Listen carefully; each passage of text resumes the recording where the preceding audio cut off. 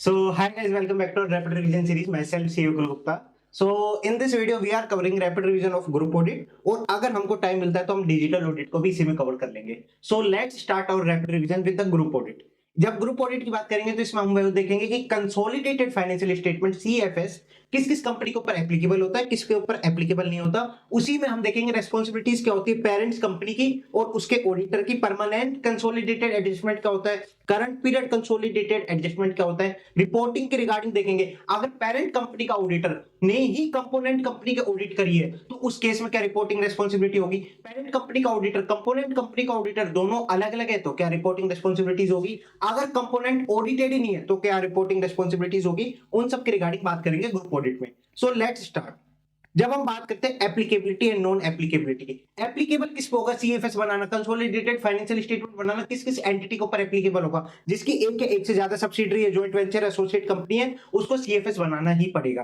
But sir non applicable किस पे होगा, इसके रिगार्डिंग एक कंपनी को इन्होंने एग्जेप्ट कर दिया. अगर आप होली ओन सब्सिडरी हो या फिर पार्शली ओन सब्सिडरी हो किसी भी कंपनी की और तुम्हारे मेंबर्स ने ये लिख के दे दिया कि भाई हमें कोई ऑब्जेक्शन नहीं है, अगर ये सीएफएस ना भी बनाए तो हमें कोई ऑब्जेक्शन नहीं है, तो एक कंडीशन तो ये हो गई. सेकंड, आप इन द लिस्टेड सिक्योरिटीज नहीं होनी चाहिए, ना ही in the process of listing होनी चाहिए. ऐसा नहीं इंडिया की बात करें, इंडिया या इंडिया के बाहर कहीं पे भी लिस्टिंग नहीं होनी चाहिए, तो उसके रिगार्डिंग बात करते हैं. और थर्ड, आपकी जो अल्टीमेट कंपनी है या आपकी इंटरमीडिएट होल्डिंग कंपनी है उसने सीएफएस बना के रजिस्ट्रार से सबमिट कर दिया तो उस केस में आपको एप्लीकेबल नहीं होगा. आप सीएफएस नहीं बनाओगे तो भी चल जाएगा. तो इसमें मैं आपको एग्जांपल देता हूं. ए की सब्सिडरी है बी की सब्सिडरी है सी. अगर आपके सी के मेंबर्स ने लिख के दे दिया कि मुझे कोई आपत्ति नहीं है अगर ये कंपनी सीएफएस ना बनाए, तो एक कंडीशन तो यहां फुलफिल हो गई. सेकंड कंडीशन क्या है, ये लिस्टेड सिक्योरिटीज नहीं होनी चाहिए, ना ही इन दी प्रोसेस ऑफ लिस्टिंग होनी चाहिए, ये भी फुलफिल हो गई. थर्ड कंडीशन क्या है, भैया मेरी ultimate holding company which is A या मेरी intermediate holding company which is B,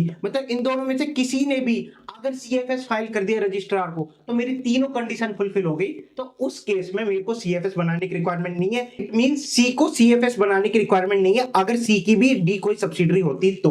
ये आपको ध्यान रखना है. ये पूरा हमारा एक एग्जांपल था नॉन एप्लीकेबिलिटी से रिलेटेड. ये यहां पे हमारी नॉन एप्लीकेबल हो जाएगा सी कंपनी को. बट इसके अंदर ही इन्होंने एक और एग्जम्पशन दे दी कि जो इन्वेस्टमेंट कंपनी है वो भी सीएफएस नहीं बनाएगी तो भी चल जाएगा. बट चलिए इन्वेस्टमेंट कंपनी क्या होती है पहले वो बताओ. जब आप ऑब्टेन करते हो फंड किसी मेंबर से और उनको प्रोवाइड करते हो इन्वेस्टमेंट मैनेजमेंट सर्विसेज, और जो फंड आपने ऑब्टेन करा आप उसको इन्वेस्ट कर रहे हो for the returns from investment. और थर्ड, जितने भी आपकी इन्वेस्टमेंट है, जितने भी आपने इन्वेस्ट करे हुए हैं उसको आप मेजर करते हो फेयर वैल्यू बेसिस पे. जो भी आपकी सब्सिडरी है आप इन्वेस्टमेंट करोगे, शेयर परचेज करोगे, आपकी सब्सिडरीज बनेगी. जो भी आपकी सब्सिडरीज है वो आपने फेयर वैल्यू बेसिस पे रिकॉर्ड करा हुआ है सारी इन्वेस्टमेंट को, तो उस केस में आपको कंसीडर करा जाएगा आप इन्वेस्टमेंट कंपनी हो. तो सर इन्वेस्टमेंट कंपनी को बनाने की जरूरत नहीं है सीएफएस, नहीं बनाने की जरूरत है अगर आपने सारी सब्सिडरीज को मेजर करा हुआ है F we T P and L. ये आपने एफआर में पढ़ा होगा ना, fair value through P and L. आपने उस बेसिस पर आप मेजर कर रहे हो सारी सब्सिडरीज को, तो आप as a investment company CFS बनाने की रिक्वायरमेंट नहीं है. बट सर जैसे मान के चलो मेरी बी एक क्या है इन्वेस्टमेंट कंपनी है, बट बी की एक पेरेंट कंपनी है विच इज ए, तो सर ए को भी बनाने की जरूरत नहीं है. नहीं, ए को बनाना पड़ेगा अंटिल ए भी इन्वेस्टमेंट कंपनी निकली, तो उस केस में ए को भी एग्जाम्पशन मिल जाएगी. बट ए अगर इन्वेस्टमेंट कंपनी नहीं है और वो बी की होल्डिंग कंपनी है तो उस केस में ए को बनाना पड़ जाएगा. आपको ध्यान रखना है. अब इसी के अंदर बात आती है टेम्पररी कंट्रोल और operation under long term fund transfer restriction. पहले एएस में क्या होता था, इनमें एग्जेम्पशन रहती थी, आप सीएफएस ना बनाओ तो भी चल जाएगा. बट इंडियस में बोल दिया कि अगर आपने टेम्पररी कंट्रोल लेकर आए किसी कंपनीज पे या आपका long term fund transfer restriction है इसलिए आपने शेयर परचेज करे हुए हैं, तो उस केस में भी आपको सीएफएस बनाने की रिक्वायरमेंट हो जाएगी. ये आपको ध्यान रखना है. ये आपकी एप्लीकेबिलिटी एंड नॉन एप्लीकेबिलिटी से रिगार्डिंग बात की. Now we are going to responsibilities. Parent company की क्या रेस्पॉन्सिबिलिटीज होगी भैया सीएफएस के रिगार्डिंग, कि तू अपने बच्चों को आइडेंटिफाई कर, कौन कौन से कंपोनेंट्स है उसको आइडेंटिफाई कर, बच्चों को आइडेंटिफाई कर, उनको कंसोलिडेट जब भी तो करेगी, पहले आइडेंटिफाई करेगी. तो अपने बच्चों को आइडेंटिफाई करो, उनके भाई बंधुओं को आइडेंटिफाई करो, इट मींस उनके रिलेटेड पार्टीज को आइडेंटिफाई करो, उनके खिलौनों को आइडेंटिफाई करो, इट मींस उनके सेगमेंट इंफॉर्मेशन को आइडेंटिफाई करो, रिपोर्टेबल सेगमेंट्स को आइडेंटिफाई करो. फिर उसमें एडजस्ट कर दो हार्मोनाइजेशन गैप. ये पेरेंट्स कंपनी की रेस्पॉन्सिबिलिटीज होती है. तो कौन कौन सी रेस्पॉन्सिबिलिटी होगी कि आप आइडेंटिफाई करो component, financial information of the component, आप आइडेंटिफाई करो रिपोर्टेबल सेगमेंट्स, आप आइडेंटिफाई करो रिलेटेड पार्टीज, उसमें एडजस्ट करो consolidated adjustment, harmonisation implementation of accounting policies और गैप कन्वर्जन, ये पेरेंट्स कंपनी की, पेरेंट्स एंटिटी की रिस्पॉन्सिबिलिटीज होती है। आपको ध्यान रखना ये हमारा निमोनिक्स है। अपने बच्चों को आइडेंटिफाई करो, उसके भाई बंधुओं को आइडेंटिफाई करो, उनके खिलौनों को आइडेंटिफाई करो, साथ साथ उसमें एडजस्ट कर दो हार्मोनाइजेशन गैप को। तो ये आपकी पूरा पूरा निमोनिक्स हो गया। अब बात आती है आप मैनेजमेंट से क्या करोगे, आप रिटर्न रिप्रेजेंटेशन भी लोगे। भैया जो तेरी रेस्पॉन्सिबिलिटीज थी तूने वो फुलफिल करी नहीं करी, उसके रिगार्डिंग मुझे दे दे रिटर्न रिप्रेजेंटेशन। तो उसके अंदर क्या क्या आएगा कि भैया जो भी तेरी रेस्पॉन्सिबिलिटीज थी कि भाई तू अपने कंपोनेंट को आइडेंटिफाई कर, तो कंप्लीटनेस ऑफ कंपोनेंट हुआ नहीं हुआ उसकी रिटर्न रिप्रेजेंटेशन दे दे। साथ साथ तूने रिपोर्टेबल सेगमेंट्स को आइडेंटिफाई कर लिया, उसके भाई रिटर्न रिप्रेजेंटेशन दे दे। रिलेटेड पार्टीज को आइडेंटिफाई कर लिया, उसकी रिटर्न रिप्रेजेंटेशन दे दे। और जो भी एडजस्टमेंट थी, consolidated adjustment which is permanent consolidated adjustment या current period consolidated adjustment, वो सारी तूने कंप्लीट है और एप्रोप्रिएट है, उसके रिगार्डिंग रिटर्न रिप्रेजेंटेशन दे दे। ये सारी चीज किससे मांगेगा, मैनेजमेंट से मांगेगा in the form of written representation. ये तो सारी बात थी मैनेजमेंट के रिगार्डिंग। अब ऑडिटर आ रहा है ऑडिट करने सीएफएस का, तो भैया उसकी क्या रिस्पॉन्सिबिलिटीज है, उसके ऑब्जेक्टिव क्या है। यार ऑडिटर का ऑब्जेक्टिव क्या होगा, वो भी ऑडिट करने तो आ रहा है, तो भैया तुझे ट्रू एंड फेयर व्यू देना है, ओपिनियन एक्सप्रेस करना है, ये तेरा एक ऑब्जेक्टिव होगा। सेकंड, तुझे इंक्वायर करना है respect of matter section 143 subsection 1 के अंदर, रिपोर्ट करना है for the matter section 143 subsection 3 के अंदर। साथ साथ तुझे चेक करना है भैया सीएफएस प्रिपेयर हुआ है इन अकॉर्डेंस विद एएफआरएफ और नॉट, उसके रिगार्डिंग चेक करना है। और रिक्वायरमेंट क्या थी उसके वैलिडेट करती है नहीं करती, उसके रिगार्डिंग आपको चेक करना है। ये आपके ऑब्जेक्टिव होते हैं। कौन कौन सा ऑब्जेक्टिव होगा, तू आया, तू इंक्वायर कर, तू रिपोर्ट कर, इंक्वायर कर, रिपोर्ट कर, फिर ओपिनियन एक्सप्रेस कर, ट्रू एंड फेयर व्यू है या नहीं इन अकॉर्डेंस विद एएफआरएफ, सीएफएस जो बनाए इन अकॉर्डेंस विद एएफआरएफ है या नहीं है, उसके रिगार्डिंग चेक कर। और वैलिडेट कर requirement of the preparation of CFS सही है या नहीं है, उसके रिगार्डिंग भैया ये ऑडिटर का ऑब्जेक्टिव होता है।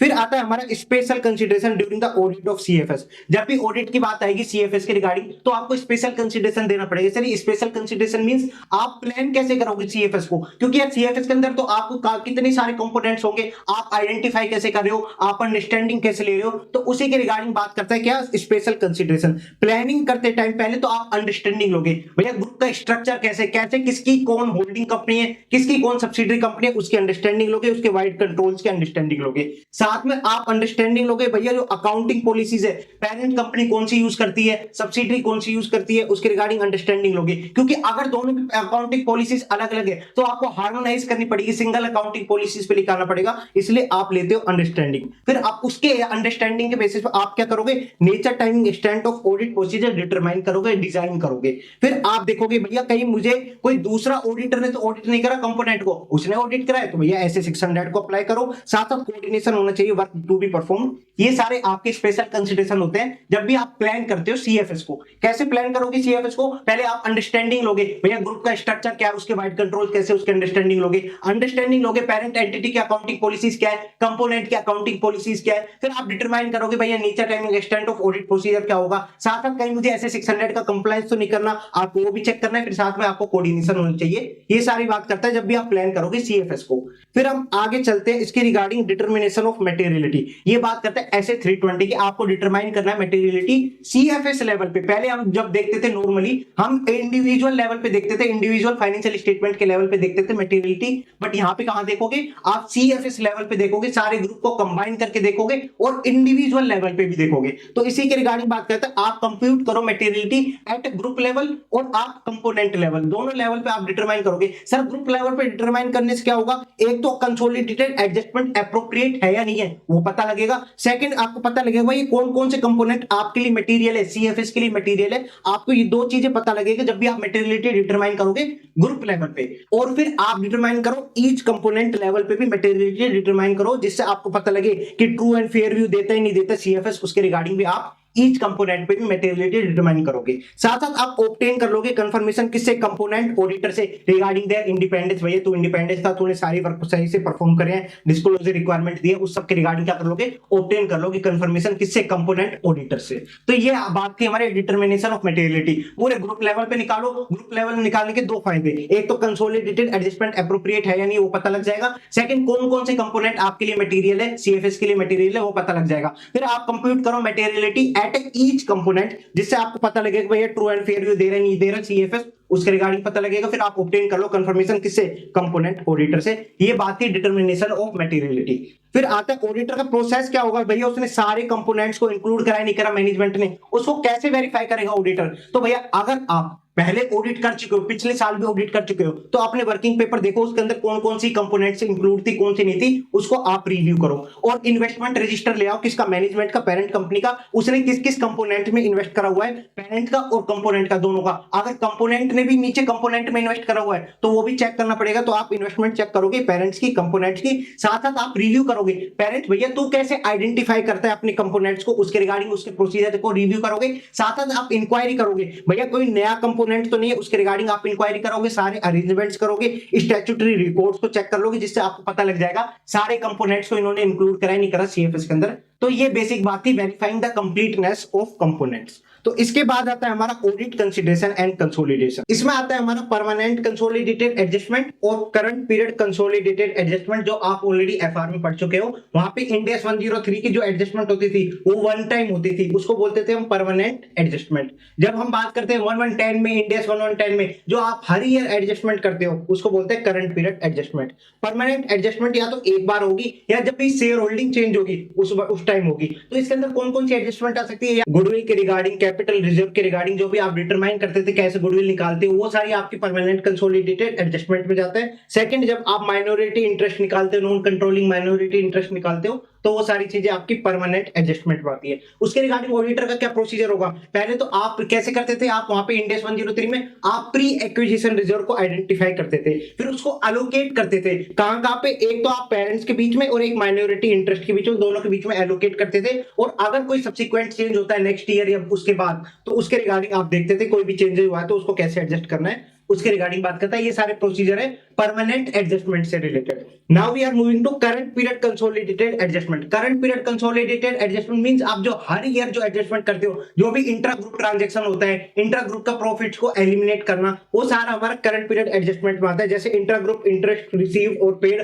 उसको एडजस्ट करना, इंट्रा ग्रुप इंडेप्टनेस हो गया, अनरियलाइज्ड इंट्रा ग्रुप प्रॉफिट हो गया, उसको एलिमिनेट कर रहे हो, या फिर कोई adjustment relating to the harmonising different accounting policies, जो मैंने आपको बताया था प्लानिंग के टाइम आप क्या करते थे, अंडरस्टैंडिंग लेते थे, accounting policies of parents, accounting policies of subsidiary, उसके अंडरस्टैंडिंग ली, उसके रिगार्डिंग एडजस्टमेंट हुआ नहीं हुआ वो आप चेक करोगे। रिकॉग्नाइज सब्सिक्वेंट इवेंट्स में एडजस्टमेंट हुआ नहीं हुआ वो चीजें चेक करोगे। तो ये हमारी सारी करंट पीरियड एडजस्टमेंट का पार्ट बनती है। अब इसके रिगार्डिंग ऑडिटर का प्रोसीजर क्या होगा, जो भी इंटर ग्रुप ट्रांजैक्शंस है वो भैया एलिमिनेट हो गए नहीं, उसके रिगार्डिंग चेक करोगे। यूनिफॉर्म अकाउंटिंग पॉलिसीज यूज हुई नहीं हुई वो चीजें चेक करोगे। हार्मोनाइज डिफरेंट अकाउंटिंग पॉलिसीज हुई नहीं हुई वो सारी चीज चेक करोगे। सब्सिक्वेंट इवेंट के रिगार्डिंग देखोगे, लोकल गैप से हमारी जो पेरेंट एंटिटी जिस गैप में बनी है उसके रिगार्डिंग कन्वर्ट हुआ नहीं हुआ, वो सारे ऑडिट प्रोसीजर परफॉर्म करोगे करंट पीरियड कंसोलिडेटेड एडजस्टमेंट से। Now we are moving to reporting. जब हम रिपोर्टिंग की बात करेंगे तो यहाँ पे मैंने आपको 3 सिनेरियो बता थे कि पेरेंट ऑडिटर ने ही सब्सिडरी का ऑडिट करा है, कंपोनेंट का ऑडिट करा है, तो क्या रिपोर्टिंग रिस्पांसिबिलिटी होगी। पेरेंट ऑडिटर कंपोनेंट ऑडिटर दोनों अलग अलग है तो क्या रिपोर्टिंग रिस्पांसिबिलिटीज होगी। और कंपोनेंट ऑडिटेड ही नहीं है तो क्या रिपोर्टिंग रिस्पांसिबिलिटी होगी। पहला केस हम देखते हैं जब पेरेंट ने ही कंपोनेंट का ऑडिट करा है, तो उस केस में भैया जो भी प्रिंसिपल और प्रोसीजर यूज करें वो as per accounting standard follow हुए नहीं हुए वो आपको कंसीडर करना है। अगर कोई भी डेविएशन आता है तो आपने SA 705 के हिसाब से कंसीडर करा ही नहीं करा, उसकी रिक्वायरमेंट को फुलफिल करा ही नहीं करा, वो सारी चीजें देखोगे और आप एक्सप्रेस करोगे opinion whether CFS give true and fair view, उसके रिगार्डिंग बात करता है जब भी पेरेंट ऑडिटर ने ही कंपोनेंट का ऑडिट करा है। बट जब पेरेंट ऑडिटर ने कंपोनेंट का ऑडिट नहीं करा, तो ये मैं आपको स्टार्टिंग में बता के आया था, जब भी पेरेंट ऑडिटर कंपोनेंट ऑडिटर दोनों अलग अलग है तो सबसे पहले आपको SA 600 की रिक्वायरमेंट का फुलफिलमेंट करना है। साथ साथ अगर ऑडिटर को लगता है वो डिवीजन ऑफ रिस्पांसिबिलिटी वाला पॉइंट आता है ना कि कितना मैग्नीट्यूड ऑफ पोर्शन ऑडिट करा हुआ है अदर ऑडिटर ने, उसको भी स्पेसिफाई करना पड़ेगा। कहां स्पेसिफाई करोगे, अदर मैटर पैराग्राफ में। ये मैं आपको ऑलरेडी पहले वाली रिवीजन वीडियोस में बता चुका हूं। और इसके साथ साथ आप टोटल रेवेन्यू, एसेट्स और कैश फ्लो जो पेरेंट ऑडिटर ने ऑडिट नहीं करा उसके रिगार्डिंग आपको वो भी प्रेजेंट करना पड़ेगा before the effect of permanent और करंट पीरियड कंसोलिडेटेड एडजस्टमेंट। एक तो करंट पीरियड कंसोलिडेटेड एडजस्टमेंट या परमानेंट एडजस्टमेंट के बाद जो इफेक्ट आएगा वो तो आप प्रेजेंट करोगे ही करोगे, बट उससे पहले जो पेरेंट ऑडिटर ने ऑडिट नहीं करा, कोई ऐसे रिवेन्यू, कोई ऐसे एसेट्स, कैश फ्लो, उसको भी आप प्रेजेंट करो, उसके रिगार्डिंग बात करते हैं। और आप ये भी क्या होगा कि भाई जो अबव रेफरेंस है उससे क्वालिफिकेशन ऑफ ओपिनियन नहीं दे रहा, वो तो डिवीजन ऑफ रिस्पांसिबिलिटीज की बात करता है। तो ये सारी बात थी जब भी parent auditor component component auditor दोनों अलग अलग होता है, तो ये आपकी रिपोर्टिंग रिस्पॉन्सिबिलिटीज है। सर अगर कंपोनेंट ऑडिटेड ही नहीं है तो क्या आप मॉडिफाई कर दे ओपिनियन? रुको, आप डायरेक्ट मॉडिफाई नहीं करोगे, सबसे पहले आप इवेल्युएट करोगे क्या, qualitative and quantitative factor. Sir ये क्वालिटेटिव क्वांटिटेटिव फैक्टर क्या है कि कंपोनेंट मटेरियल है या नहीं है। अगर कंपोनेंट मटेरियल है फिर भी ऑडिटेड नहीं है तो भैया आपका ओपिनियन तो गया, उस केस में आप मॉडिफाई करके आओगे ओपिनियन। और हमेशा हम क्या मान के चलते हैं, कंपोनेंट कोई मटेरियल है तो हम मान के चलते हैं उसका एडवर्स इफेक्ट होगा, परवेसिव तो हम प्री अज्यूम करके चलते हैं। ये हमने एमसीक्यू पॉइंट के अंदर भी देखा था एसए 600 का, ये आपको ध्यान रखना है और हमने ये ऑलरेडी करा हुआ है। तो वही बात कहता है कि कंपोनेंट जब ऑडिटेड नहीं है तो आपको पॉसिबल इफेक्ट देखना पड़ेगा मॉडिफिकेशन का अपनी रिपोर्ट पे, उससे पहले आप इवेल्युएट करोगे क्वालिटेटिव एंड क्वांटिटेटिव फैक्टर, ये आपको कीवर्ड ध्यान रखना है। फिर इसके बाद दो छोटे छोटे कॉन्सेप्ट आते हैं। अगर आपकी कंपोनेंट फाइनेंशियल स्टेटमेंट है वो डिफरेंट अकाउंटिंग फ्रेमवर्क पे जब आप कंपेयर करते हो पेरेंट से, और जो कंपोनेंट ऑडिट रिपोर्ट है वो डिफरेंट ऑडिटिंग फ्रेमवर्क से जब आप कंपेयर करते हो अपने पेरेंट से, तो ये दोनों अब अगर आपके डिफरेंट है। सर पहले तो ये बताओ अकाउंटिंग फ्रेमवर्क क्या होता है, ऑडिटिंग फ्रेमवर्क क्या होता है। अकाउंटिंग फ्रेमवर्क मींस आपने बनाए इंडिया के बेसिस पे, कंपोनेंट आपका आईएफआरएस बेसिस पे बना गया financial statement. Sir auditing framework means आपने ऑडिट करा एसए जो इंडिया के बेस पे उस पे ऑडिट करा है, कंपोनेंट ने अपने आईएसए जो इंटरनेशनल स्टैंडर्ड है जो हम एसए 700 के अंदर देखते थे उस बेस पे ऑडिट कर दिया, तो डिफरेंट ऑडिटिंग फ्रेमवर्क हो गया। तो उसके रिगार्डिंग बताया है जब भी आपका डिफरेंट अकाउंटिंग फ्रेमवर्क है तो मैनेजमेंट तेरी रिस्पॉन्सिबिलिटी है। मैनेजमेंट कौन सी, पेरेंट एंटिटी की मैनेजमेंट तेरी रिस्पॉन्सिबिलिटी की कंपोनेंट को कन्वर्ट करके लेके आओ। Perform conversion of component audited financial statement from the framework used by the component to the framework under which CFS has been prepared। उस बेसिस पे आप कन्वर्ट करके लेके आओगे। साथ साथ कन्वर्ट कर लिया तो पेरेंट कंपनी का जो ऑडिटर है भैया वो ऑडिट करेगा कन्वर्जन सही से हुआ नहीं हुआ। आप या तो ये कर सकते हो कि भैया पेरेंट्स कंपनी कन्वर्ट कर दे और ऑडिटर आके उसको चेक कर दे, या फिर क्या कर सकते हैं कंपोनेंट ही कोई अपना अल्टरनेटिव फाइनेंशियल स्टेटमेंट बना दे। कंपोनेंट ने एक आईएफआरएस के हिसाब से बनाया ठीक है, वो एक अलग से अल्टरनेटिवली एक इंडियस बेसिस पे बना दे financial statement on which parent accounting policy to prepare of CFS, वो भी कर सकता है। या फिर आप क्या कर सकते हो, पेरेंट एंटिटी कन्वर्ट कर सकते हैं, या फिर आप खुद अल्टरनेटिव उसी अकाउंटिंग फ्रेमवर्क में बना दो, दोनों चल जाएगा। सर जब बात आती है ऑडिटिंग फ्रेमवर्क की, डिफरेंट ऑडिटिंग फ्रेमवर्क है तो भैया यहाँ नहीं चलेगा। यहाँ पे आपने जैसे ऑडिट करा आपने आईएसए बेसिस पे कंपोनेंट का, तो उसको एज ए इंडियन बेसिस पे भी आपको ऑडिट करना पड़ेगा, जनरली एक्सेप्टेड इन इंडिया ऐसे अकाउंटिंग स्टैंडर्ड पे भी आपको ऑडिट करना पड़ेगा। ऐसा नहीं चलेगा आप कन्वर्ट कर दोगे, आपको वापस ऑडिट करना पड़ेगा भैया as auditing standard generally accepted in India, उस पे आपको ऑडिट करना ही पड़ेगा। ये दो छोटी छोटी बातें थी। अब इसके रिगार्डिंग डिस्क्लोजर आता है, कौन से डिस्क्लोजर आप सीएफएस में नहीं दोगे तो भी चल जाएगा, जो आप इंडिविजुअल फाइनेंशियल स्टेटमेंट में देते थे वो सीएफएस में नहीं दोगे तो भी चल जाएगा, उसको आप रीड कर लेना। फिर इसके रिगार्डिंग नोट्स है वो रीड कर लेना, और इसके रिगार्डिंग सम एमसीक्यू पॉइंट्स है वो मैं आपको डिटेल रिवीजन वीडियो में तो ऑलरेडी एक्सप्लेन कर चुका हूं, यहाँ पे आप सिर्फ रीड कर लेना। तो ये हमारा पूरा ग्रुप ऑडिट कंप्लीट होता है। Now we are moving to digital audit. जब हम चलते हैं हमारे डिजिटल ऑडिट पे, डिजिटल ऑडिटिंग एंड एश्योरेंस, जब हम बात करते हैं डिजिटल ऑडिटिंग एंड एश्योरेंस तो ये काफी लेंथी चैप्टर है, बट यहाँ पे हम इंपॉर्टेंट चीजों को कवर करेंगे और यहाँ थोड़ा कॉन्सेप्चुअल कम कर जाएंगे और लर्न करने का पर्सपेक्टिव से करेंगे, क्योंकि थोड़ा जल्दी कवर करना है हमें डिजिटल ऑडिट को। अगर कोई छोड़ के भी जा रहा है डिजिटल ऑडिट को तो ये सारे इंपॉर्टेंट पॉइंट जो मैं डिस्कस करूंगा, इंपॉर्टेंट टॉपिक्स वो तो कवर करके ही जाए जहां से क्वेश्चंस आने के चांसेस हैं।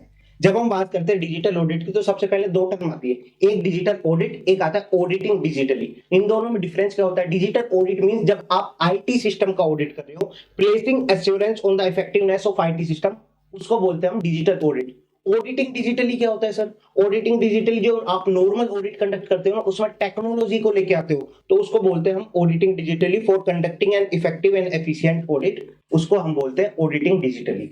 अब बात आते हैं हमारे भैया की फीचर क्या होंगे डिजिटल ऑडिट के। काफी बेसिक की फीचर है, आपके इंप्रूव हो जाएंगे decision, quality of opinion improve हो जाएगी, सेव होगा time, cost and human efforts, तो ये सारे बेसिक है, आप रीड कर लेना।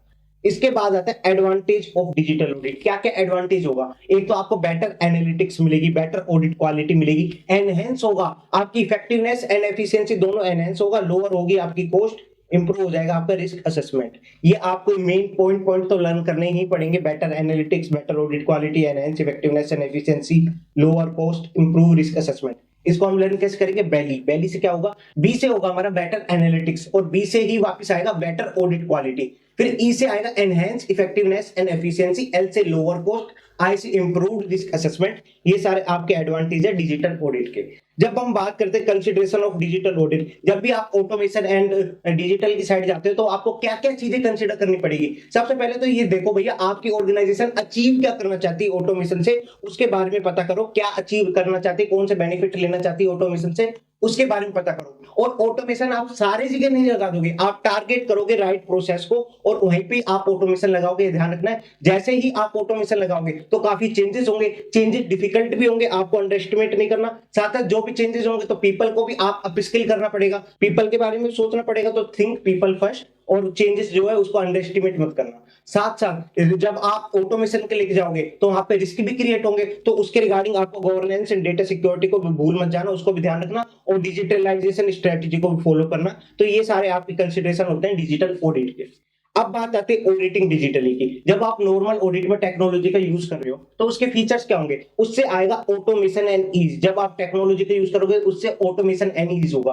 ऑटोमेशन एंड ईज हो गया, उससे क्या हो जाएगा, डिक्रीज हो जाएगी ह्यूमन डिपेंडेंसीज। ऑटोमेशन पे ज्यादा वर्क हो जाएगा, डिक्रीज हो जाएगी ह्यूमन डिपेंडेंसीज। जैसे ही डिक्रीज होगी ह्यूमन डिपेंडेंसीज, एरर कम होंगे, तो एरर कम हुए तो इंप्रूव हो जाएगी एफिशिएंसी। एफिशिएंसी इंप्रूव होते ऑडिट क्वालिटी भी इंप्रूव हो जाएगी। ऑडिट क्वालिटी इंप्रूव होते इंक्रीज हो जाएगी ट्रांसपेरेंसी, क्योंकि आप जो चीज चाहिए वो आप बता पाओगे दूसरों को, तो इंक्रीज हो जाएगी आपकी ट्रांसपेरेंसी। तो ये सारे इंटरलिंक है। कौन कौन से की फीचर्स आएंगे आपके, ऑटोमेशन एंड ईज होगा, उससे क्या होगा, डिक्रीज हो जाएगी ह्यूमन डिपेंडेंसी। जैसे ही डिक्रीज हुई ह्यूमन डिपेंडेंसी, आपकी इंक्रीज हो जाएगी एफिशिएंसी। एफिशिएंसी इंक्रीज होते ही आपकी ऑडिट क्वालिटी इंक्रीज हो जाएगी। ऑडिट क्वालिटी इंक्रीज होती ही आपकी ट्रांसपेरेंसी इंक्रीज हो जाएगी। तो ये सारे आपके की फीचर है ऑडिटिंग डिजिटली के। फिर आते हैं कंसिडरेशन ऑफ ऑडिटिंग डिजिटली। क्या कंसीडर करना पड़ेगा ऑडिटिंग डिजिटली के रिगार्डिंग, तो वो आप कैसे अपस्किल करोगे पीपल के रिगार्डिंग, आप कैसे सोल्व करोगे इससे प्रॉब्लम, टेक्नोलॉजी कौन सी यूज करोगे, तो वो सारी चीजों की बात करता है। बट एमसीक्यू पॉइंट में यहां से आ सकता है, रेंज ऑफ ऑटोमेशन सॉल्यूशन कौन कौन से होते हैं। ऑटोमेशन सॉल्यूशन के अंदर आएगा एक तो macros and script, BPA, RPA, IPA.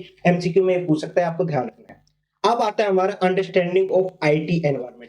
जब हम बात करते हैं अंडरस्टैंडिंग ऑफ आईटी एनवायरनमेंट, तो आपको आईटी एनवायरनमेंट की अंडरस्टैंडिंग लेनी है। तो सबसे पहले आता है ऑटोमेशन एनवायरनमेंट की कैसे अंडरस्टैंडिंग लेगा ऑडिटर। तो इसका काफी बेसिक है। आप ऑर्गेनाइजेशन में गए, वहां पे एक स्ट्रक्चर होगा ऑटोमेशन से रिलेटेड, आपको उस स्ट्रक्चर की अंडरस्टैंडिंग लेनी है। उस स्ट्रक्चर से रिलेटेड पॉलिसीज एंड प्रोसीजर होंगे, उसकी अंडरस्टैंडिंग लेनी है। उस स्ट्रक्चर में आपने कोई सॉफ्टवेयर भी डाला होगा, जैसे सैप को आप यूज कर रहे हो, तो एक एप्लीकेशन है, उसके रिगार्डिंग आपको अंडरस्टैंडिंग लेनी है। उस एप्लीकेशन में कौन कौन सी कंपोनेंट्स है, आईटी स्ट्रक्चर कंपोनेंट्स है, उसकी भी अंडरस्टैंडिंग लेनी है। तो किसके चीज की अंडरस्टैंडिंग लेनी है, ऑर्गेनाइजेशन स्ट्रक्चर एंड गवर्नेंस की। उसमें कौन सा एप्लीकेशन यूज हो रहा है उसकी बात अंडरस्टैंडिंग लेनी है। साथ साथ कौन सा आईटी स्ट्रक्चर कंपोनेंट यूज हो रहा है उस एप्लीकेशन में, उसकी अंडरस्टैंडिंग लेनी है। पॉलिसीज एंड प्रोसीजर की अंडरस्टैंडिंग लेनी है, आईटी रिस्क एंड कंट्रोल की अंडरस्टैंडिंग लेनी है। तो इन सब चीजों के रिगार्डिंग आपको अंडरस्टैंडिंग लेनी पड़ेगी। फिर आता है की एरिया जहां से आपको अंडरस्टैंडिंग मिल सकती है आईटी एनवायरनमेंट की। तो इसके रिगार्डिंग May 24 में ऑलरेडी क्वेश्चन आ चुका है, तो इसको आप सिर्फ रीड भी कर लेगा तो भी चल जाएगा।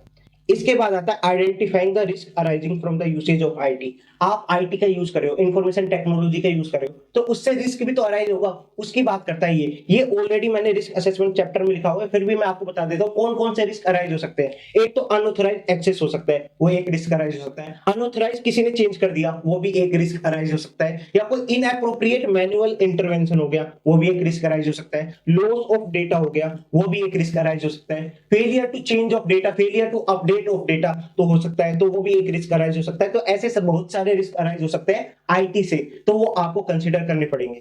अब आता है हाउ आईटी डिपेंडेंसीज अराइज। कैसे आप आईटी पे डिपेंड हो सकते हो। जो आपकी ट्रांजैक्शन है उसको इनिशिएट, ऑथराइज एंड रिकॉर्ड करते टाइम आप आईटी का यूज कर रहे हो, तो इट मींस आप आईटी के ऊपर डिपेंड हो, तो वो बोलते हैं आईटी डिपेंडेंसीज। तो ये 5 टाइप की आईटी डिपेंडेंसीज के बारे में बात करते हैं। 5 टाइप की कौन कौन सी हो सकती है। एक होगा आपका ऑटोमेटेड कंट्रोल, एक सिक्योरिटी, एक इंटरफेरेंस, एक रिपोर्ट, एक कैलकुलेशन। सर इसको लर्न कैसे करें 5 टाइप की आईटी डिपेंडेंसीज को, इसको लर्न कैसे करोगे। आप डिपेंडेंसीज के रिगार्डिंग बात कर रहे हो, तो सिक्योरिटी इंटरफेरेंस की जो रिपोर्ट होती है ना, वो डिपेंड होती है ऑटोमेटेड कंट्रोल पे, आईटी पे डिपेंड हो रही है, तो वो हम आईटी डिपेंडेंसी की बात करें। सिक्योरिटी इंटरफेरेंस की report depend upon automated control and calculations. तो इसको ऐसे लर्न करेंगे। सिक्योरिटीज मीन सिक्योरिटी की डिपेंडेंसी आ जाएगी इसमें, इंटरफेरेंस की मीन इंटरफेरेंस की डिपेंडेंसी, रिपोर्ट की डिपेंडेंसी, ऑटोमेटेड कंट्रोल की डिपेंडेंसी और कैलकुलेशन की डिपेंडेंसी। ये सारी आपको यहां से निमोनिक से लर्न हो जाएगा। सिक्योरिटी इंटरफेरेंस की report, depend upon automated control and calculation. ये आपको ध्यान रखना है। अब बात आती है सर ऑटोमेटेड कंट्रोल के अंदर क्या क्या चीजें आ सकती है। आपने ऑटोमेटेड कंट्रोल लगाया हुआ है अपनी एंटिटी में, इट मींस लाइक आप परचेज ऑर्डर है, परचेज ऑर्डर का अप्रूवल आप डाल रहे हो अपने सिस्टम के अंदर, तो वहां पे आपने चेक्स लगाए हुए हैं कि यार डुप्लीकेट सीरियल नंबर ना आ जाए, तो उसके रिगार्डिंग आपने चेक लगा दिया। आपको डेट भी सही होनी चाहिए, उसके रिगार्डिंग आपने चेक लगा दिया। तो ऑटोमेटेड आपने कंट्रोल लगा रखे अपने सिस्टम के अंदर, तो वो एक तरह से आईटी डिपेंडेंसीज का पार्ट बन जाता है। सिक्योरिटी मींस आपने आईटी सिस्टम को इनेबल कर दिया कि पर्टिकुलर बंदे को एक यूजर आईडी और पासवर्ड दे दिया कि सेग्रीगेशन ऑफ ड्यूटीज कर दिया कि बंदा ये ही एक्सेस कर सकता है ये चीजों को, तो सेग्रीगेशन ऑफ ड्यूटीज भी क्या हो जाएगा, सिक्योरिटीज का पार्ट बन जाएगा। तो वो आपका आईटी डिपेंडेंसीज हो सकता है। फिर आता है इंटरफेरेंस। जब भी आप कोई ट्रांजैक्शन डालते हो तो ऑटोमेटिकली लेजर्स में सो जाती है, फिर ऑटोमेटिकली ट्रायल बैलेंस में सो जाती है। तो transfer of data one system to another system, interference, तो उसकी भी डिपेंडेंसीज हो जाती है। फिर आता है रिपोर्ट्स। कई बार क्या है, ऑटोमेटेड जनरेटेड रिपोर्ट्स होते हैं जो जिसके ऊपर आप रिलाई करते हो बिजनेस से रिलेटेड, तो वो भी आईटी डिपेंडेंसीज का पार्ट बन जाता है। और एक आता है कैलकुलेशन। कैलकुलेशन मींस आपने 15% डाल दिया कि हर ईयर 15% ऑटोमेटिकली एसएलएम के बेसिस पे डेप्रिसिएशन कट कर लो, तो ऑटोमेटिकली डिडक्ट कर रहा है आपके एसेट्स, तो वो भी आपकी एक आईटी डिपेंडेंसीज हो गई। Calculation are the accounting procedure that are perform by the IT system, तो वो भी आपकी आईटी डिपेंडेंसीज का पार्ट बन जाता है। कौन कौन से आईटी डिपेंडेंसीज, मेरे साथ बोलो वापस। सिक्योरिटी, इंटरफेरेंस की report, depend upon automated control and calculation, ये आपकी आईटी डिपेंडेंसीज होती है। फिर आता है हमारा असेसिंग साइबर रिस्क। जब हम असेसिंग साइबर रिस्क की बात करते हैं तो सर ये साइबर रिस्क होता क्या है। कोई भी आप अनऑथराइज एक्सेस कर रहे हो किसी भी कंप्यूटर सिस्टम का, नेटवर्क का, क्यों अनऑथराइज एक्सेस कर रहे हो आप, क्योंकि आपको डैमेज करना है, स्टील करना है, एक्सपोज करना है, अल्टर करना है, डिस्ट्रॉय करना है कोई भी डेटा, तो उसको बोलते हैं हम साइबर रिस्क। ये मल्टीपल टाइप से कर सकते हो, जैसे मालवेयर हो गया, डिनाइल ऑफ सर्विसेज हो गया, आपका फिशिंग हो गया, स्पूफिंग हो गया, आपका आईओटी बेस्ड थ्रेट हो गया, आपका इनसाइडर थ्रेट हो गया, आपका आइडेंटिटी बेस्ड थ्रेट हो गया, डीएनएस टनलिंग हो गया। तो इन बेसिस पे आप क्या कर सकते हो, साइबर अटैक कर सकते हो। जब हम बात करते हैं मालवेयर की, मालवेयर क्या होता है, आप कोई भी टूल डाल रहे हो, आप कोई भी प्रोग्राम डाल रहे हो, कोड डाल रहे हो, किस लिए, क्योंकि आपको हार्म करना है सामने वाले की डेटा को, सामने वाले के डेटा को चुराना है, कंप्यूटर को, नेटवर्क को हार्म करना है, तो उसको बोलते हैं मालवेयर। ये होता है हमारे 4 टाइप के मालवेयर। वेयर से क्या बनेगा हमारा रैंसमवेयर, वेयर से क्या बनेगा हमारा मोबाइल वेयर, वेयर से क्या बनेगा हमारा फाइललेस वेयर, फिर आएगा एक ट्रोजन। तो ये 4 टाइप के आपके मालवेयर होते हैं। रैंसमवेयर क्या होगा सर, रैंसमवेयर, रैंसम से क्या होगा, आप पैसे मांग रहे हो, किसी का डेटा आपने इंक्रिप्ट कर दिया, डिक्रिप्ट करने के लिए पैसे मांगोगे, उसको बोलते हैं रैंसमवेयर। रैंसम से आपको पता चलना चाहिए मनी की बात हो रही है। फिर आता है mobile ware. Mobile ware means it means आप मोबाइल को टारगेट कर रहे हो, तो वहां पे आ जाएगा आपका मोबाइल वेयर। फाइललेस वेयर क्या होता है, एक लेजिटिमेट टूल होता है, ये आपको दिखेगा नहीं, फाइल होगी नहीं, फिर भी आपके सिस्टम के अंदर इंस्टॉल हो गया, चुपचाप पता भी नहीं चला आपको, और ये आपके सिस्टम को एक्सेस कर पा रहा है, तो उसको बोलते हैं फाइललेस वेयर। ट्रोजन में क्या होगा, आपने कोई सॉफ्टवेयर डाउनलोड करा, आपने कोई ऐसी वीडियो डाउनलोड करी जिससे आपको लग रहा है कि यार ये जेन्युइन है, कोई दिक्कत नहीं है, बट उसके पीछे पीछे वायरस भी आपके सिस्टम में आ गया, आपके सिस्टम को पूरा एक्सेस कर पा रहा है, उसको बोलते हैं हम ट्रोजन। फिर आता है हमारा डिनाइल ऑफ सर्विसेज। जब हम बात करते हैं डिनाइल ऑफ सर्विसेज की, एक टाइप का आपने फेक फ्लड रिक्वेस्ट भेज दी, इतनी ज्यादा फ्लड रिक्वेस्ट भेज दी कि सामने वाला बिजनेस ही नहीं कर पा रहा, अपना ऑपरेशन को कंडक्ट ही नहीं कर पा रहा, उसको बोलते हैं डिनाइल ऑफ सर्विसेज। जैसे एक हमारा नॉर्मल होता है एसएमएस बूमिंग ऐप, जिससे आप किसी को भी मल्टीपल एसएमएस भेज सकते हो, तो वो एसएमएस बूमिंग ऐप से क्या होता है, मल्टीपल एसएमएस भेज देते हो कि सामने वाला वर्क ही नहीं कर पा रहा अपने फोन पे, तो ऐसे ही डिनाइल ऑफ सर्विस अटैक होता है। आप टारगेट करते हो with a flood of false request, जिससे भैया सामने वाला ऑपरेट ही ना कर पाए अपने बिजनेस एक्टिविटीज को, उसको बोलते हैं डिनाइल ऑफ सर्विसेज। इसके बाद आता है फिशिंग। फिशिंग क्या होता है, आप कोई मोबाइल यूज कर रहे हो, ईमेल यूज कर रहे हो, एसएमएस यूज कर रहे हो, फोन कॉल यूज कर रहे हो, जिससे सामने वाले की इंफॉर्मेशन, सेंसिटिव इंफॉर्मेशन आप एक्सेस करना चाहते हो। जैसे आपके पास फोन आते हैं ना, भैया आपकी यूपीआई की आईडी बताओ, हम आरबीआई से बोल रहे हैं, तो वही बात करता है फिशिंग की। इसके अंदर भी चार बातें आती है, स्पेयर फिशिंग, वेलिंग, स्मिशिंग, विशिंग, और ये सारे इनके नेम से ही पता चलता है कि ये किसके बारे में बात करता है। जब हम बात करते हैं स्पेयर फिशिंग की, तो यहाँ पे एसपी है ना, इससे पता चलता है कि स्पेसिफिक पीपल की बात कर रहा है। Spear phishing means specific people, आप स्पेसिफिक पीपल को टारगेट कर रहे हो, टिपिकली थ्रू मैलिशियस मेल, तो उससे क्या होता है, आप उन स्पेसिफिक पीपल को टारगेट करके उनकी सेंसिटिव इंफॉर्मेशन निकालते हो, उसको बोलते हैं स्पेयर फिशिंग। फिर आता है हमारा वेलिंग। वेलिंग मींस वेल क्या होता है, बड़ी होती है, तो आप बड़े लेवल के लोगों को टारगेट कर रहे हो, आप छोटे मोटे एम्प्लॉय को टारगेट नहीं कर रहे, सीनियर लेवल एम्प्लॉय को टारगेट कर रहे हो और उनसे इंफॉर्मेशन निकलवा रहे हो, पैसे निकलवा रहे हो, तो उसको बोलते हैं वेलिंग। फिर आता है हमारा स्मिशिंग। स्मिशिंग से एसएम से क्या बनेगा, एसएमएस। तो स्मिशिंग से होता है एसएमएस के थ्रू फ्रॉड। आपके पास जो एसएमएस आते हैं 10,000 रुपए डेली कमाओ क्लिक हेयर, तो जैसे ही आप उस पर क्लिक करोगे आपकी सेंसिटिव इन्फॉर्मेशन उसके पास चली जाएगी, तो उसी को बोलते हैं हम स्मिशिंग। फिर आता है विशिंग। वी आई से क्या होगा, वॉइस। वॉइस के थ्रू, वॉइस कैसे हो सकता है, आपका फोन कॉल के थ्रू या वॉइस के थ्रू आपसे फ्रॉड कर रहा है। आपके पास फोन आ गया कि आप 10 करोड़ की लॉटरी जीत गए, आप फटाफट अपना अकाउंट नंबर बताइए, यूपीआई बताइए, तो उससे क्या हो जाता है, आपका फ्रॉड हो सकता है। तो वो सारे फ्रॉड हो सकते हैं। कौन कौन से फिशिंग होते हैं, एक तो स्पेयर फिशिंग होता है, स्पेसिफिक पीपल को टारगेट कर रहा है। वेलिंग, आपके बड़े लोगों को टारगेट कर रहा है। फिर आएगा स्मिशिंग। स्मिशिंग मींस एसएमएस के थ्रू फ्रॉड कर रहा है। फिर आएगा विशिंग। विशिंग मींस वॉइस के थ्रू, फोन कॉल के थ्रू फ्रॉड कर रहा है। फिर आता है हमारा स्पूफिंग। स्पूफिंग होता है मींस फेक।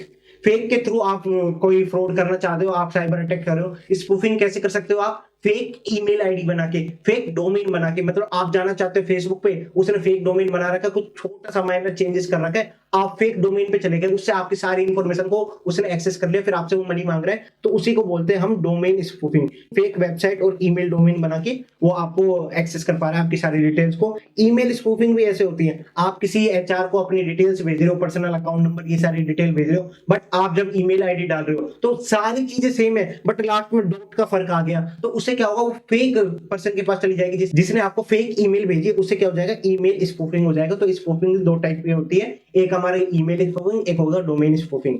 फिर आता है आइडेंटिटी बेस्ड थ्रेट। आपके जो यूजर आईडी और पासवर्ड है ना, वो कॉम्प्रोमाइज हो गए, आप सेम यूजर आईडी और पासवर्ड यूज कर रहे हो काफी सालों से, तो किसी को पता लग गया, तो उसको बोलते हैं हम आइडेंटिटी बेस्ड थ्रेट। फिर आता है इनसाइडर थ्रेट। इनसाइडर थ्रेट क्या होता है, जो आपके करंट एम्प्लॉय, फॉर्मल एम्प्लॉय है, वो कोई डेटा शेयर ना कर दे, तो उससे जो थ्रेट क्रिएट होता है वो होता है हमारा इनसाइडर थ्रेट। फिर आता है हमारा डीएनएस टनलिंग।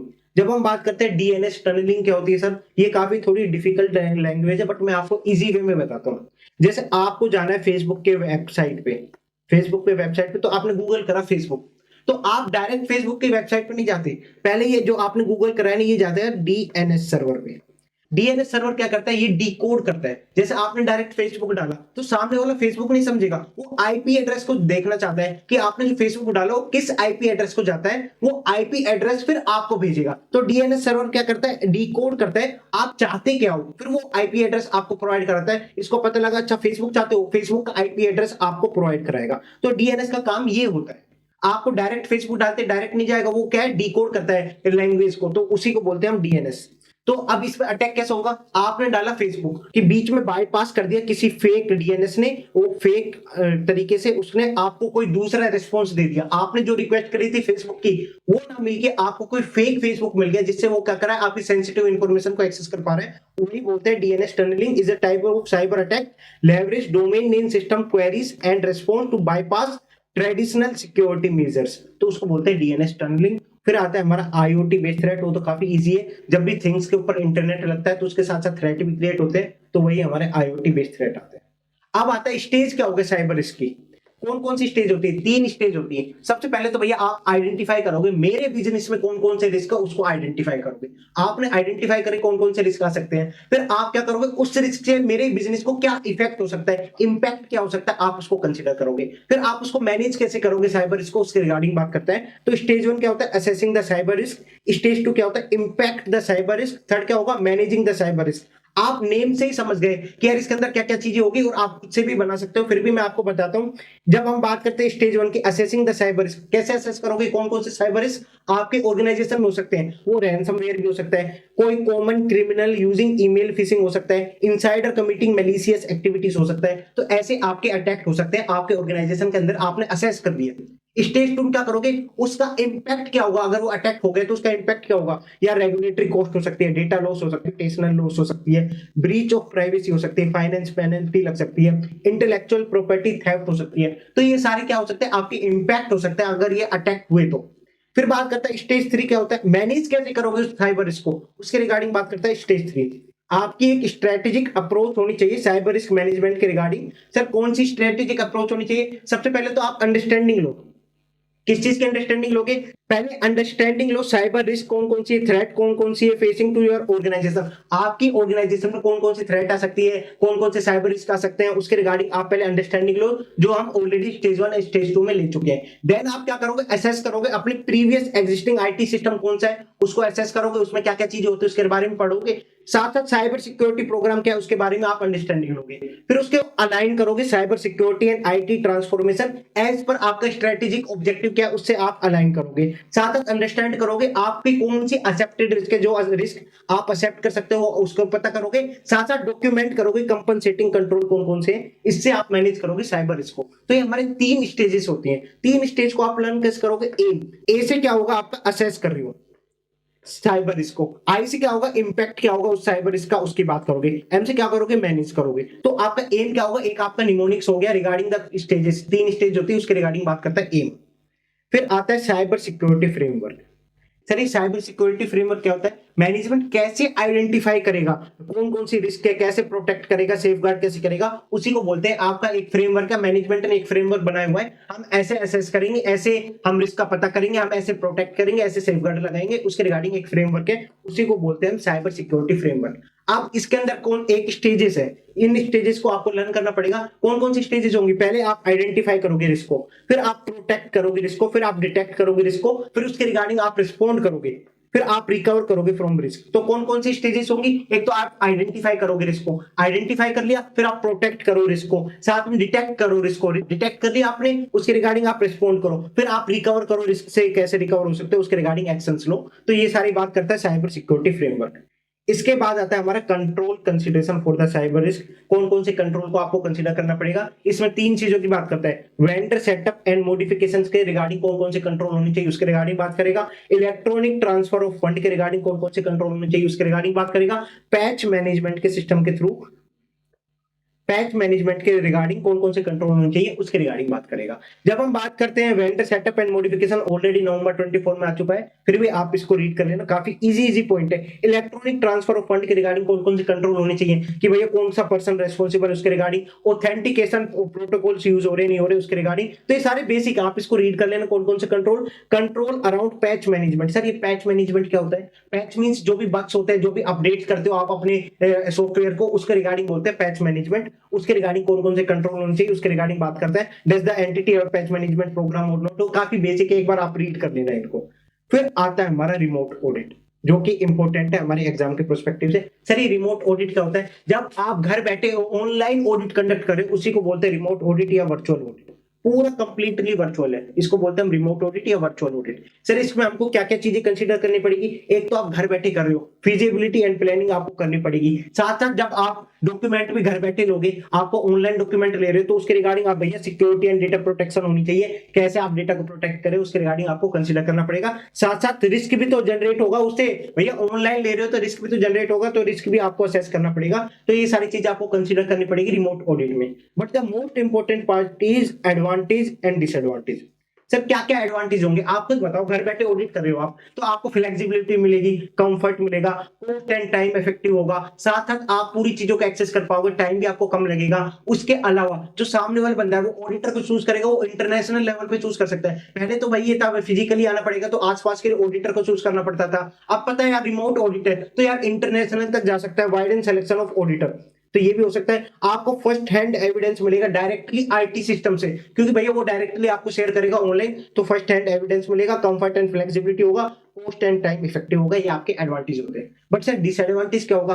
एक तो भैया घर बैठे ऑडिट कर रहे हो, आप ऑनलाइन मीटिंग करोगे तो मीटिंग इंटरप्ट भी हो सकते हैं ड्यू टू नेटवर्क इशू। साथ साथ लिमिटेड और no ability to visualise facility culture of organisation. आप घर बैठे उनके ऑर्गेनाइजेशन के कल्चर के बारे में पता नहीं कर सकते, आप जो वहां जाके कर सकते थे ना, आप अगर फिजिकली जाते तो आपको उनके कल्चर के बारे में पता चलता, उनकी इंटीग्रिटी के बारे में पता लगता, वो आपको घर बैठे पता नहीं लगेगा, आपको लिमिटेड और नो एबिलिटी होगी उसके रिगार्डिंग। फिर बात करता है रिमोट एक्सेस आपके लिए समटाइम अवेलेबल नहीं करेगा सेंसिटिव आईटी इंफॉर्मेशन, क्योंकि आईटी सिस्टम में वो आपको मना कर देगा, भैया हम सेंसिटिव इंफॉर्मेशन आपको ऑनलाइन शेयर नहीं करेंगे। ये भी आपका डिसएडवांटेज हो सकता है। साथ साथ कोई आपको गलत डॉक्यूमेंट, फेक डॉक्यूमेंट प्रेजेंट ना कर दे, क्योंकि आपको घर बैठे हो, आपको क्या पता कोई ओरिजिनल डॉक्यूमेंट कोई फेक डॉक्यूमेंट हो, वो भी दिक्कत आ सकती है। तो ये सारे डिसएडवांटेज की बात करते हैं। फिर आता है हमारा डेटा एनालिटिक्स। सर ये डेटा एनालिटिक्स क्या होता है? जब भी आपके पास कोई सारा डेटा है उसमें से आप जनरेट करके मीनिंगफुल इंफॉर्मेशन निकालते हो, उसी को बोलते हैं डेटा एनालिटिक्स। डेटा को एनालाइज कर रहे हो, जनरेट कर रहे हो, प्रिपेयर कर रहे हो meaningful information from the raw data, उसको बोलते हैं हम डेटा एनालिटिक्स। अगर डेटा एनालिटिक्स आप अपने ऑडिट में यूज करोगे, उसको बोलेंगे कंप्यूटर असिस्टेड ऑडिट टेक्निक्स, जिसको हम बोलते हैं CAT, computer assisted audit techniques. अगर उसको आप ऑडिट में यूज करोगे तो अब ये कितने टाइप के टूल्स होते हैं इस डेटा एनालिटिक्स के रिगार्डिंग? इसमें हमने 4 टाइप के टूल बताए हुए हैं, ACL, Alteryx, पावर बीआई, केसवेयर। इसको हम सर लर्न कैसे करेंगे? कौन कौन से टाइप के टूल्स होते हैं? इसको हम लर्न करेंगे CPA सॉफ्टवेयर। किसके सॉफ्टवेयर? CPA software. C से होगा हमारा केसवेयर, P से होगा हमारा पावर बीआई, A से होगा एक तो Alteryx और A से होगा हमारा ACL, CPA सॉफ्टवेयर। ये आपको ध्यान रखना है। अब ACL क्या करता है? ACL क्या है? एक कमांड लैंग्वेज है जो डेटा एक्सट्रैक्शन और एनालिसिस के काम आता है, जो mainly fraud detection and fraud prevention काम आता है, क्योंकि फ्रॉड डिटेक्शन और फ्रॉड प्रिवेंशन में काफी सारा डॉक्यूमेंट्स होता है, उसमें से एनालाइज करना, डेटा को एक्सट्रैक्ट करना, कोई आपका ट्रेंड पता करना, कोई इनकरेक्ट इन्फॉर्मेशन को पता करना, उसके रिगार्डिंग बात करता है ACL। फिर आता है एल्ट्रेक्स। एल्ट्रेक्स क्या काम करता है? आपको कंसोलिडेट करेगा फाइनेंशियल और ऑपरेशनल डेटा को, उसके रिगार्डिंग बात करता है एल्ट्रेक्स। फिर आता है पावर बीआई। पावर बीआई तो काफी इजी है। आपने कोई डेटा दिया, सेल्स के रिगार्डिंग कोई डेटा दिया, आपने डेटर के रिगार्डिंग कोई डेटा दिया, पूरी कंपनी के प्रॉफिट के रिगार्डिंग डेटा दिया, आपके पास एक्सेल में डेटा है। अब जब आप उसको एक इंटरेक्टिव डैशबोर्ड में प्रेजेंट करोगे, आपने देखा होगा ना कहीं पे आपको एडवर्टीजमेंट दिखता है यूट्यूब पे, एक इंटरेक्टिव डैशबोर्ड बनाना सीखे, तो वहां पे एक आपको चार्ट्स लगा देंगे, यहाँ पे पाई चार्ट लगा देंगे, काफी चीजें लगा देंगे, तो वो सारे इंटरेक्टिव डैशबोर्ड बनाना, उसी को बोलते हैं हम पावर बीआई। आप जो भी डेटा को यूज करके इंटरेक्टिव डैशबोर्ड में आप रिपोर्ट करते हो, वही हमारा पावर बीआई होता है। फिर आता है केसवेयर। केसवेयर एक डेटा एनालिटिक्स सॉफ्टवेयर होता है जो प्रोवाइड कर ऑडिट में हेल्प करता है, उसी को बोलते हैं हम केसवेयर। तो ये आपके 4 टूल होते हैं। कौन कौन से? CPA सॉफ्टवेयर, C से केसवेयर, P से पावर बीआई, A से एल्ट्रेक्स एंड A से ACL। ये आपको ध्यान रखना है। फिर आता है ऑटोमेशन टूल इन ऑडिट। अब इसके अंदर काफी सारे टूल्स की बात करिए। एक हमारा IoT होता है, आर्टिफिशियल इंटेलिजेंस क्या होता है, ब्लॉकचेन क्या होता है, NFT क्या होता है, RP क्या होता है, उन सब के रिगार्डिंग बात करिए।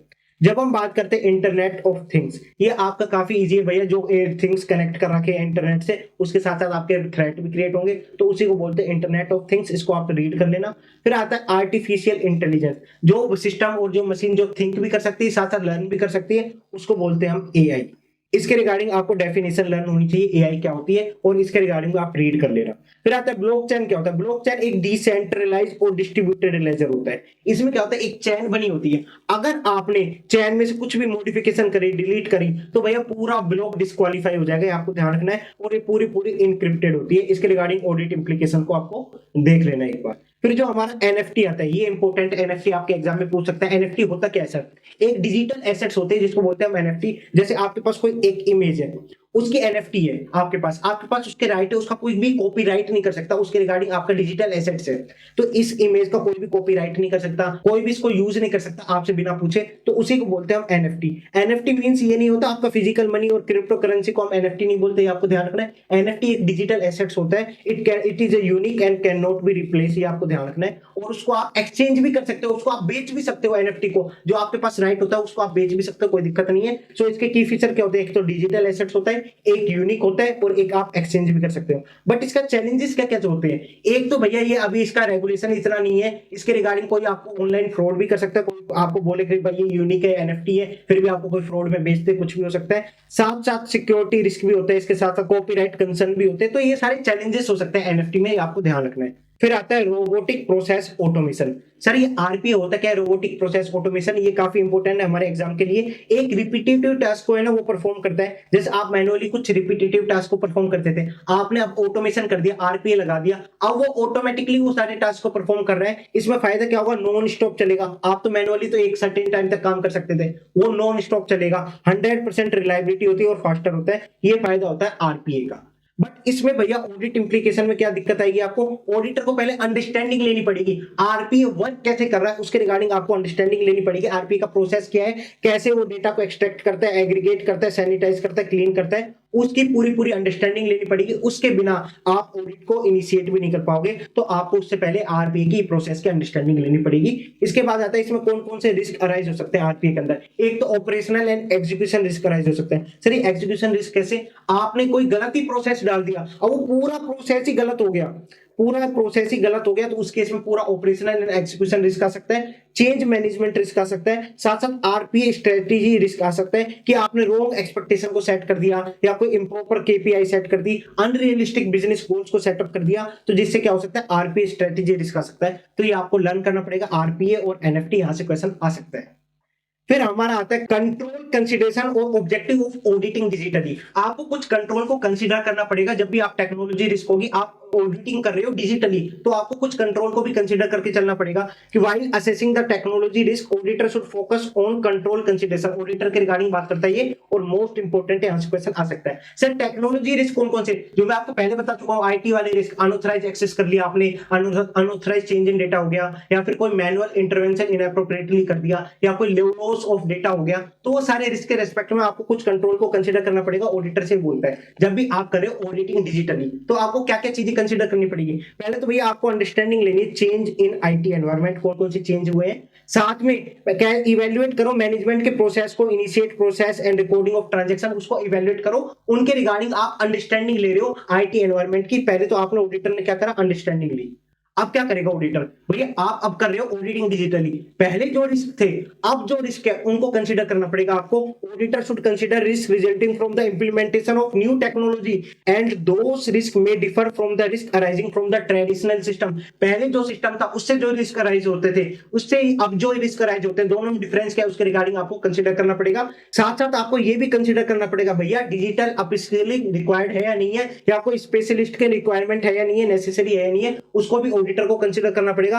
अगर भैया चाहिए स्पेशलिस्ट को चाहिए तो आपको स्पेशलिस्ट बुलाना पड़ेगा, साइबर सिक्योरिटी एक्सपर्ट को बुलाना पड़ेगा, तो वो सारी चीजों की बात करता है। इन सारे कंट्रोल को आपको कंसीडर करना पड़ेगा। तो कौन कौन से कंट्रोल को कंसीडर करोगे, सबसे पहले आप अंडरस्टैंडिंग लोगे, आईटी एनवायरनमेंट में जो भी चेंजेस हुए उसके अंडरस्टैंडिंग लोगे, इवैल्यूएट करोगे management process related to the initiate process और एग्जीक्यूट द ट्रांजैक्शन, उसके रिगार्डिंग आप इवैल्यूएट करोगे। सेकंड आप क्या चेक करोगे, भैया जो रिस्क अराइज हो रहे हैं न्यू आईटी सिस्टम से उसको आप कंसीडर करोगे, साथ साथ क्या डिफरेंस है पुराने आईटी रिस्क में और इस आईटी रिस्क में उसको कंसीडर करोगे। साथ साथ कहीं पे डिजिटल अपस्किलिंग रिक्वायर्ड है क्या, कहीं आपको स्पेशलिस्ट का रिक्वायरमेंट है क्या, उसके रिगार्डिंग नेसेसरी है क्या, उसके रिगार्डिंग आपको कंसीडर करना पड़ेगा। ये सारी चीज आपको कंसीडर करनी पड़ेगी आईटी रिस्क के रिगार्डिंग।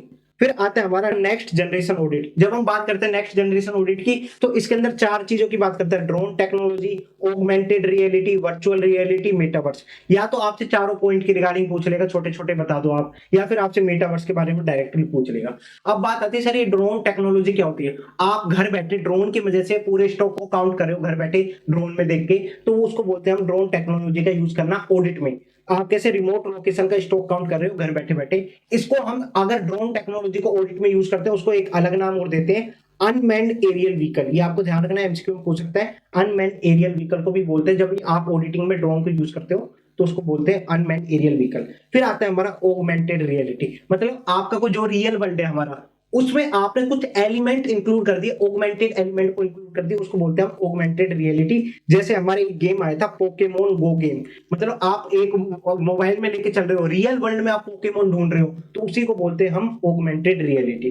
फिर आता है सर वर्चुअल रियलिटी क्या होता है, वीआर। वीआर तो आप सबको पता ही होगा, आप पूरे पूरे रियल वर्ल्ड को छोड़ के आप साइमुलेटेड वर्ल्ड में हो, तो उसी को हम बोलते हैं वर्चुअल रियलिटी। फिर आता है हमारा मेटावर्स। मेटावर्स क्या है, हमारा 3D डिजिटल स्पेस है जिसके अंदर एआर भी आ गया, हमारा वीआर भी आ गया और अदर एडवांस टेक्नोलॉजी भी आ गया, सबको मिला दिया तो वो हमारा बन जाता है मेटावर्स। अब इसके आपको पता होना चाहिए कौन कौन से पोटेंशियल एप्लीकेशन यूज हो सकते हैं इसके regarding. Virtual banking and transaction हो सकता है, virtual financial education and training हो सकता है, वर्चुअल मीटिंग एंड कॉन्फ्रेंस हो सकता है, डिजिटल एसेट्स मैनेजमेंट हो सकती है। इसके रिगार्डिंग आपको पता होना चाहिए, डायरेक्ट मेटावर्स का भी क्वेश्चन आ सकता है। इसके रिगार्डिंग कौन कौन से रिस्क एसोसिएट होंगे उसको आप रीड कर लेना। ये पूरा हमने क्या करा, डिजिटल ऑडिट को कंप्लीट कर दिया।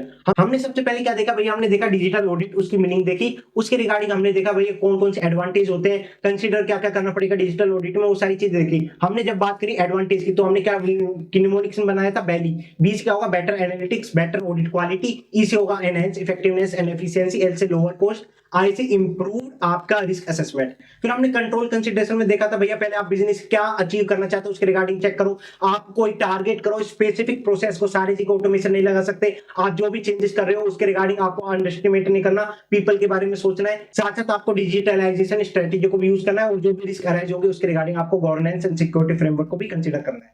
फिर हम आए थे ऑडिटिंग डिजिटली, इसका हमने एडवांटेज देखे थे, फीचर्स देखे थे। हमारा क्या था, ऑटोमेशन एंड ईज आया। ऑटोमेशन एंड ईज से क्या होगा, आपका भैया ह्यूमन डिपेंडेंसी डिक्रीज होगा, उससे इंप्रूव होगी आपकी एफिशिएंसी। इंप्रूव हुई एफिशिएंसी तो ऑडिट क्वालिटी इंप्रूव होगी, ऑडिट क्वालिटी इंप्रूव होती आपका क्या हो जाएगा, इंक्रीज हो जाएगी ट्रांसपेरेंसी। ये हमारे बेसिक थे। फिर हमने देखा आईटी एनवायरनमेंट की कैसे अंडरस्टैंडिंग होगी, जहां पे हमने देखा था ऑटोमेशन एनवायरनमेंट का पहले पूरे स्ट्रक्चर की आप अंडरस्टैंडिंग लोगे, उसमें कौन सा एप्लीकेशन यूज होता है उसकी अंडरस्टैंडिंग लोगे, कौन सी पॉलिसीज एंड प्रोसीजर फॉलो होती है उसकी अंडरस्टैंडिंग लोगे, उस एप्लीकेशन के अंदर कौन से आईटी इंफ्रास्ट्रक्चर कंपोनेंट यूज हो रहे हैं उसकी अंडरस्टैंडिंग लोगे, आईटी रिस्क कंट्रोल की अंडरस्टैंडिंग लोगे। फिर हमने देखा था कि एरियाज जो हमारे ऑलरेडी मे 24 में आ गया था उसको आप रीड कर लेना। फिर हम आए थे भाई आईटी डिपेंडेंसीज के रिगार्डिंग बात करी थी। आईटी डिपेंडेंसीज क्या होती है, जब भी आप कोई ट्रांजेक्शन को इनिशिएट करते हो, ट्रांजेक्ट करते हो और प्रोसेस करते हो, उसमें आप आईटी को यूज करते हो, तो हमारे आईटी डिपेंडेंसीज होते थे 5 टाइप की। उसका निमोनिक्स क्या था, सिक्योरिटी इंटरफेरेंस की report depend upon automated control and calculation. जहां पे हमने बात करी थी सिक्योरिटी के रिगार्डिंग आईटी डिपेंडेंसीज, हमारे ऑटोमेटेड कंट्रोल के रिगार्डिंग आईटी डिपेंडेंसीज, रिपोर्ट के रिगार्डिंग आईटी डिपेंडेंसीज, कंट्रोल के रिगार्डिंग आईटी डिपेंडेंसीज, इंटरफेरेंस के रिगार्डिंग आईटी डिपेंडेंसीज। उसके बाद हम आए थे असेसिंग द साइबर रिस्क। हमने देखा था multiple type of cyber risk कौन कौन से होते हैं, मालवेयर होता है, डिनाइल ऑफ सर्विसेज होता है, फिशिंग होता है, हमारा स्पूफिंग होता है। उसके बाद हमने देखा था आईओटी साइबर अटैक हो सकता है, डीएनएस टनलिंग हो सकती है, आपका इनसाइडर थ्रेट हो सकता है, और आपका एक दो थ्रेट थे उसके बारे में बात करी थी। फिर हमने देखा था स्टेज कौन कौन सी होती है, उसका निमोनिक्स था एम। ए से क्या होगा, आपका असेस करना साइबर रिस्क को, आई से इंपैक्ट क्या होगा, एम से क्या होगा, मैनेज कैसे करोगे साइबर रिस्क को, उसके रिगार्डिंग बात करी थी। फिर हमने देखा था साइबर सिक्योरिटी फ्रेमवर्क कौन कौन से होते हैं। पहले आप क्या करोगे, आइडेंटिफाई करोगे, फिर आप क्या करोगे, प्रोटेक्ट करोगे, फिर डिटेक्ट करोगे, फिर उसके रिगार्डिंग रिस्पॉन्ड करोगे, फिर रिकवर करोगे। ये सारे प्रोसेस की बात करी थी। फिर उसके बाद आए थे आप ऑटोमेशन टूल कौन कौन से होते हैं। यहाँ पे हमने देखा था भैया आईओटी होता है, हमारा ब्लॉकचेन होता है, हमारा एआई होता है, एनएफटी होता है जो कि यूनिक होता है, डिजिटल एसेट्स होता है, एक्सको एक्सचेंज भी कर सकते हैं। फिर हमने आरपीए देखा था जो रिपीटेटिव टास्क को परफॉर्म करता है, 100% रिलायबल कर सकते हो, फास्टर होता है, और भैया नॉन स्टॉप होता है, उसके रिगार्डिंग ये सारे फीचर्स होते हैं। उसमें ऑडिटर को अंडरस्टैंडिंग लेनी पड़ेगी आरपी प्रोसेस की, और उसमें सर्टेन रिस्क थे। फिर हमने देखा भाई कौन कौन से कंट्रोल को कंसीडर करना पड़ेगा ऑडिटिंग डिजिटली के रिगार्डिंग। पहले आपको अंडरस्टैंडिंग लेनी पड़ेगी जो भी आईटी एनवायरनमेंट में जो भी चेंजेस हुए हैं उसके रिगार्डिंग, आपको डिजिटल अपस्किलिंग रिक्वायर्ड है या कोई स्पेशलिस्ट की रिक्वायरमेंट है उसको आप कंसीडर करना पड़ेगा। जो भी रिस्क अराइज हो रहे हैं न्यू आईटी एनवायरनमेंट से वो भी आपको कंसीडर करना पड़ेगा। फिर हमने नेक्स्ट जनरेशन ऑडिट को देखा। यहाँ पूरा हमने डिजिटल ऑडिट और ग्रुप ऑडिट पूरा कंप्लीट कर लिया रैपिड रिवीजन में। So thank you guys.